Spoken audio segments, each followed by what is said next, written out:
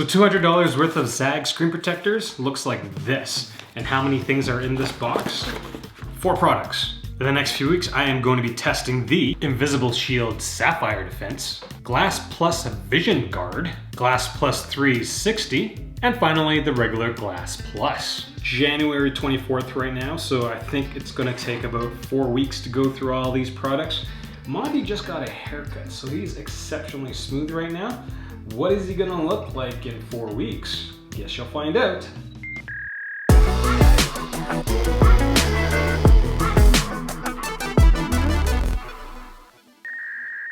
So it's March 4th, and if you're wondering, this is how much hair Monty has sprouted. Now out of these 4 products, the only one I'd recommend is, well, the Sapphire Defense. Maybe. Why? Because this is actually one of the toughest screen protectors I've actually ever used, though I'm not sure if it's actually glass.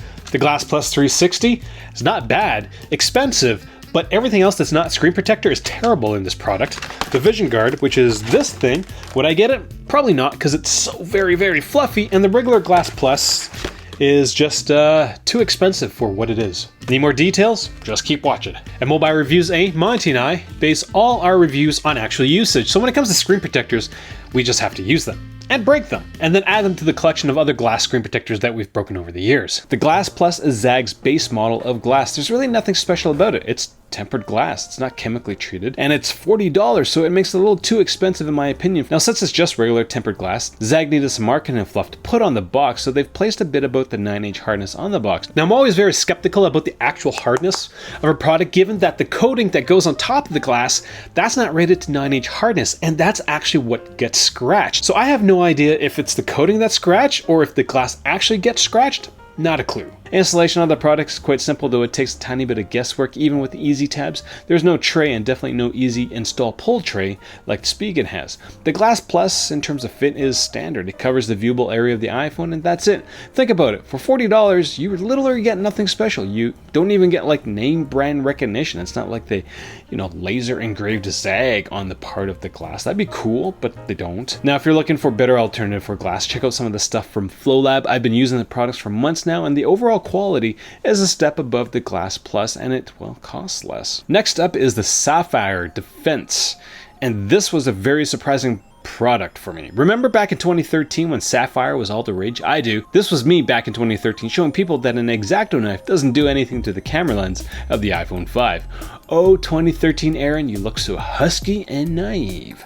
Zagg includes a plethora of installation tools when it comes to the Sapphire Defense. Well, maybe not a plethora, but the only extra thing is this application squeegee. And honestly, the squeegee is really only there to make you feel better that you spent an extra $10 on the screen protector. There's no installation tray, which kind of sucks because that is the best way to install a screen protector, but it does come with yellow tabs, which again are quite helpful, and allowing you to minimize the guesswork when it comes to aligning the screen protector to your iPhone. The Sapphire Defense only covers the viewable area of the iPhone, which is silly, so the edges of the device are going to be left quite exposed. So take that into consideration when you pick a case. Something like this Pelican case, which has very low edges, which improves the handling, but it leaves the side of the iPhone quite exposed, and this screen protector doesn't protect that part of the iPhone. Now the edges of the Sapphire glass are actually quite noticeable, as they're not rounded much. I don't think so at all. Take that into consideration when you're trying to figure out what screen protector to get, in correspondence with the cases again. Now, part of me, when I first started using the Sapphire Defense, I thought that Zagg was being cheap by not rounding off the edges, given that didn't make any sense to me because this is kind of a premium product, and I thought they were just being cheap. But honestly, after using it and just smashing it with a hammer, I don't even think it's glass. And if it's not glass, then you can't really smooth it, I don't think.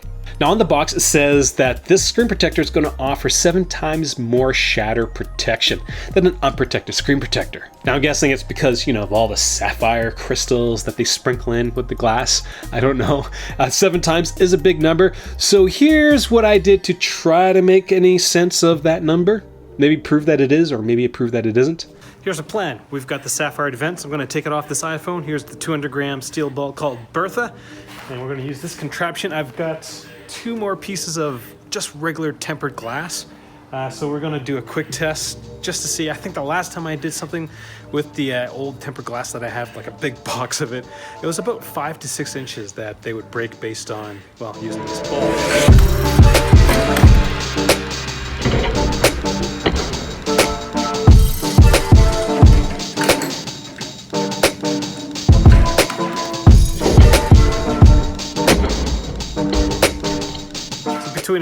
10 and 12 inches before these two screen protectors bit it. So neat. One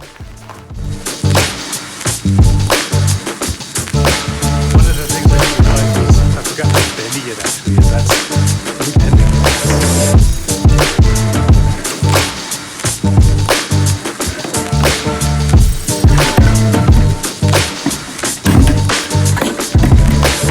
So I've dropped this ball over 2 feet onto the Sapphire Defense. It's still alive, which that's surprising to me. That's incredibly surprising to me.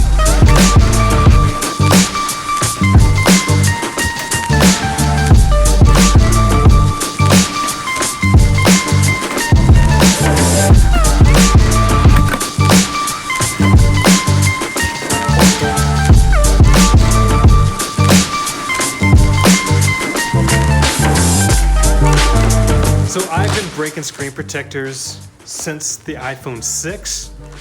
I've never, ever made it through the second compartment on my dropper apparatus. Never have made it to the top third compartment. There's a good chance that this ball will do absolutely nothing to that screen protector on that little foamy skinnet thing, I think. Because from these heights, I'm guessing this ball already has reached terminal velocity. It's not gonna fall any harder onto that thing, but I'll keep going, and then I'm not quite sure how else I'm gonna test it.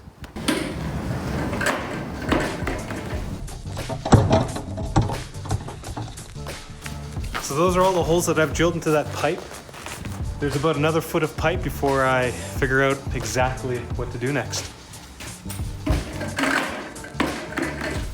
Bagel. So here's the screen protector. This is the king of screen protectors, I think. I don't even think this is glass. That's the crazy thing. Like, that's hard to believe that glass, I can do this with a screen protector. I wonder if it'll actually shatter.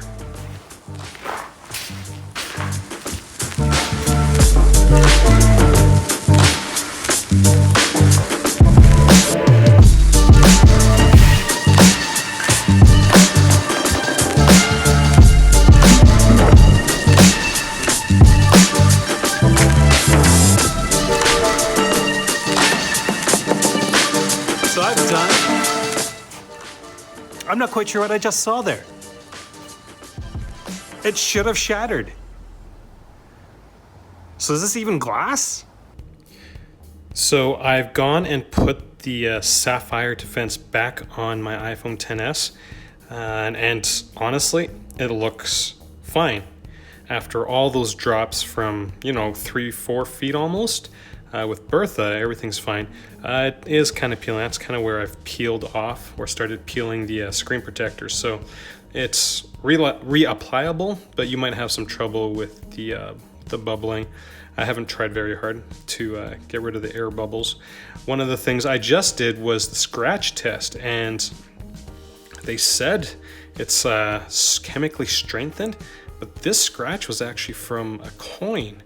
So I don't actually think this is glass. The next thing I'm going to do is, hit it with a hammer, and we're going to see if it shatters, because glass should shatter, should it not? All right, so I'm not going to actually do it on the phone since Zagg's not paying for any of these, and screen protectors are expensive. So that's the, still incredibly bendy. I am curious. So I'm just going to put it right here.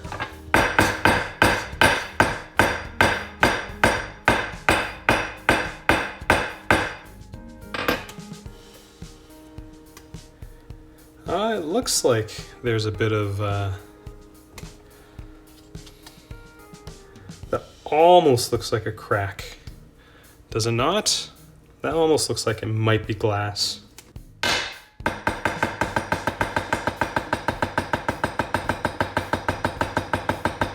Like, the backing is definitely coming off, but I don't know, shouldn't it shatter somehow? There we go.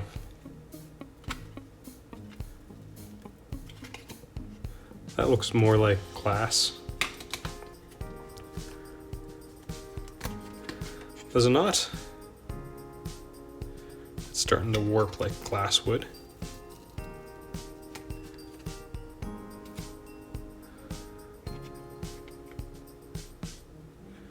Cool. Definitely can't reuse it now. Definitely won't stick.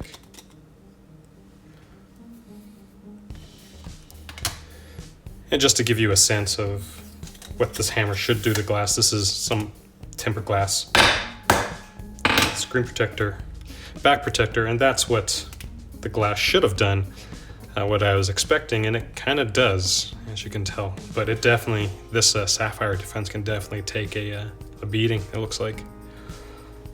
Well, more wasted glass. So this video has been useful in helping you figure out what to buy in terms of screen protector. Consider getting your screen protectors through my links, as well Amazon cuts me a tiny percentage so that I can keep breaking screen protectors. I've been asking for screen protectors to review from Zagg for years, and they've never sent me anything, so me dumping $200 into their pockets in order for me to do this video is mildly annoying to me. So if you want me to keep on doing this in the future for other products, help me out. Onto the Glass+Visionguard, and this product is special.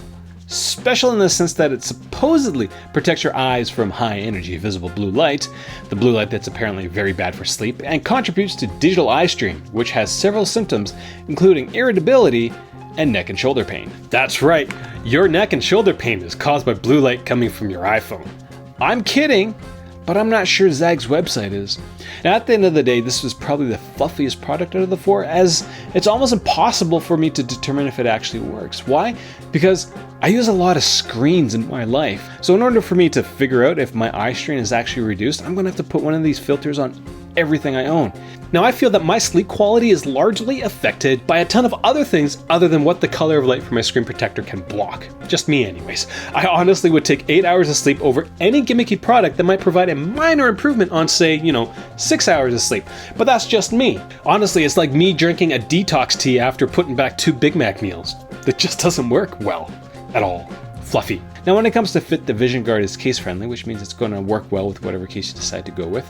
The glass has, from my perspective, a 2.5D edge, so you can still feel the edge, but it is smooth. Installation was simple, as Zagg's includes a plastic guide to ensure an accurate install. The Visionguard, like all of Zagg's products, will hold up well against day-to-day scratches, and I didn't have any issues in terms of bubblings or the edge chipping just from my fingertips.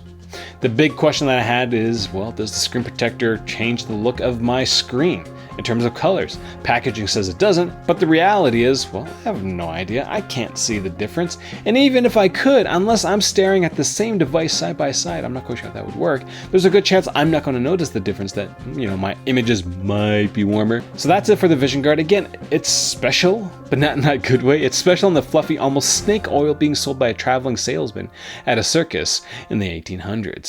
On the last product in this video is the Glass+360. Now, when I first got all the screen protectors, I was actually kind of disappointed with this product because I thought it was just regular Glass Plus that came with a bumper and a back screen protector. I was wrong. It was a different product that came with a back crappy bumper. Now, the Glass+360 is actually an edge-to-edge screen protector that seemingly plays well with other cases. I've been using it with the most clarity for the last few weeks, and I haven't had any issues in terms of the fit. Other than that, it feels like, well, standard glass. No bubbles, holds up well from day-to-day scratches, and the edges, well, seem quite solid. So that's the glass. The 360 part comes from, the back screen protector and the bumper. And let's start with the bumper, which feels incredibly cheap. It's thin. It doesn't feel like it would offer your iPhone much protection, and the kick to your iPhone's face and your wallet is that, well, it's not the thinness, it's not the cheapness, it's the tackiness. The inside of the bumper actually sticks to the iPhone, which makes it look wet. Yep, you can take your $1,600 iPhone, slap a $70 product, and make it look wet. Now, the bumper actually feels like a rejected Alibaba product. You might be better off buying the sushi that's on sale at your local gas station than buying this thing. That's just how brutal it is. All right, enough about the bumper. How about the back screen protector? Well, it's a piece of plastic. It's smooth. Feels like glass. Is a pain to install, but will protect the back of your iPhone from accidents. Now, I will admit that I've been talking about the Glass+360 as 3 separate products, so what do I think when I'm using everything together? Well, the front is nice, but it's just glass, so it's nothing special. The back protector actually has no additional texture, so it actually makes it incredibly smooth. If you're wondering how smooth, just take a bar of soap, wet it, and then try to do this with it. It's just terrible. Now the bumper by itself is pretty good. The buttons are so tough to use that you're going to hate using your $1,600 iPhone in it. But the tough buttons actually make sense to me because it is an Alibaba reject and Zagg's going to charge you $70 for this entire package. All in all, it's a kick in the face. So that's all I got. First time watching my videos, subscribe. Questions, comments, leave them down there. Well, in the comment section, not down there. That was weird. Monty, go!